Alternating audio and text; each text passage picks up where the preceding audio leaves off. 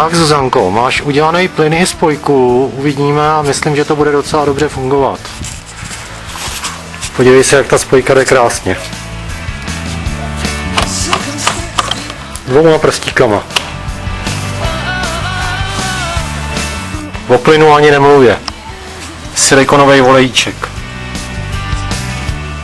Tak teď už se nemáš na co vymlouvat. Tak už ti to pěkně vrčí. Sice zatím jenom nasytič, ale za chvíli to projedu a myslím, že to bude úplně, ale úplně luxusně v cajku. Takže předpokládám, že v sobotu jedem.